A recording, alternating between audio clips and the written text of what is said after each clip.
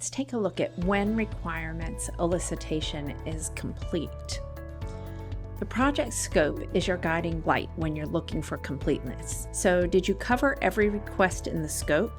Did you make sure that you're not including anything that is either designated specifically as out of scope or not designated as in scope?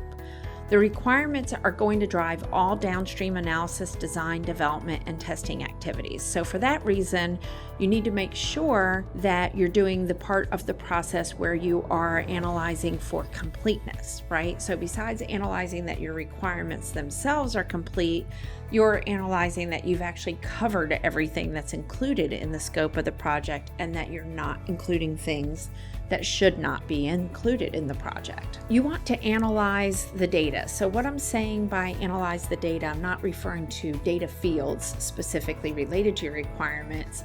I'm talking about the data that you have received as part of eliciting your requirements. So analysis is part of what you do to ensure your requirements are complete. You have to think of yourself as a knowledge worker, right? Part of your job really just involves thinking and analyzing. It's sometimes you're not always doing, right? So don't get caught up in so much of that doing that you forget to do the analysis piece. Sometimes there is just thought that needs to be put into things. You need to review things. You need to think about them. You need to say, is there anywhere here where somebody could assume this is something different?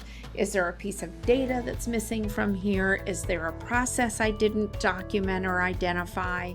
You need to just go through some thought processes related to identifying if your requirements are complete or not. So let's look at some analysis techniques. There's a lot of tools that you can use and thought processes to complete analysis, and I want to talk about what some of those are. So one of the things that I want to make sure that you are thinking about is assumptions. Did you make any assumptions? Is there anything that someone could say is different, right? That it could be this or it could be that. Because if so, then your requirements aren't clear enough. You don't have all of the detail there. You're leaving things open for people to assume it's one way and then another person could assume another way, right? So make sure you're looking at it from that assumptions perspective. So you can use process flows to determine if anything has been missed in the requirements.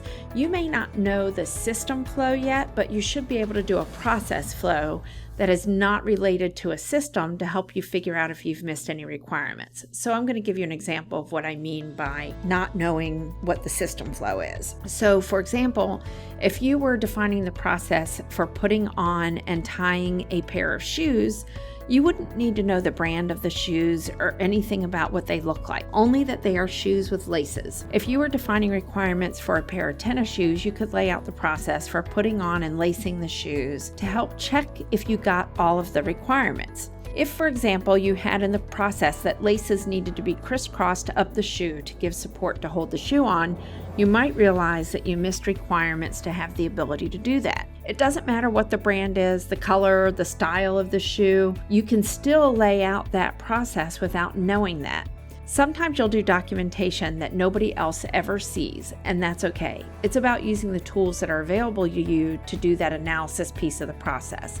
So if you're laying out a process flow or you're laying out a use case or something to verify whether or not you've got all the information, even though your organization may say, hey, we don't do use cases here, it doesn't matter if they do use cases. You don't have to include them in the final requirements package that's getting signed off on, but you may use use cases as part of your analysis.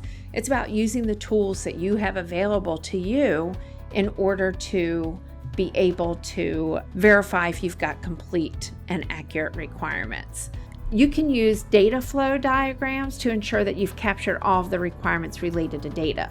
This is going to help you ensure that you've covered every place that data is coming from or being sent to. If your application is doing either of those things, then you always need to verify if your changes are going to affect that other system, and then bring those other systems into the conversation to define what that will look like for them. And they may even need to have their own project that supports the changes that you're making, but they're not going to know that if they don't know about the project and don't know that your project is affecting them. So you always want to make sure that you're identifying who the people are for those systems and having those conversations to find out if they are impacted. Entity relationship diagrams can help you define relationships between entities and can also help you define business rules. So again, this tool can help you ensure that you've captured all the requirements. And I just want to be clear here because business rules are in fact part of requirements. They can be in their own document, they can be included in the details for each of the requirements, but however you do it, you are in fact defining requirements when you're defining what the business rules are. Screen and report mockups can also help ensure that you've identified all of the requirements. You might have login requirements and you have, let's say, requirements around password criteria, but maybe you forgot to add details related to the login field. And when you're identifying business rules or you're doing a screen mockup, it may help you remember that you didn't define anything that's related to the login name parameters, which then brings me to the next point that I want to make, error and exception handling. You need to make sure that you're defining requirements for how to handle errors and exceptions, and that includes both system errors and user errors. It's going to happen, and we need to know how those things should be handled. And use cases are a great way of ensuring that you're defining those requirements, right? Because you can do alternate flows for what happens if there's an error with the system or what happens if the user does something that wasn't expected or that they shouldn't do.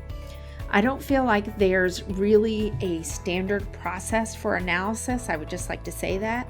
There isn't some magical formula that you use. It's really based on your project, and it can be varied depending on what information you've collected so far and what gaps you still have and what you personally need to do in order to ensure that you have detailed requirements.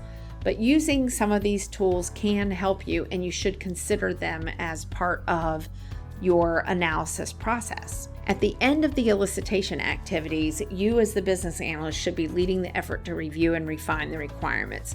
You should conduct reviews with both the business side of the team and the technical team. It can be one meeting, it can be separate meetings, but however you're going to do it, you need to make sure that you're reviewing the requirements with both of them so that they can both say that they feel like the requirements are complete, or if they see any holes in anything, that would be the time to identify that. So those reviews should be used to validate that the requirements are clear, consistent, complete, and validated. So we want to know that the requirements can be linked to an upstream customer or sponsor document. We want to know it's the scope. Maybe there's requirements related to organizational goals. Whatever it is that that's related to, we want to be able to take it back to that, right? And then, of course, making sure that they're complete, consistent, and clear. We've been talking about throughout the course. So those are the things that you're looking for when you're validating if they're complete.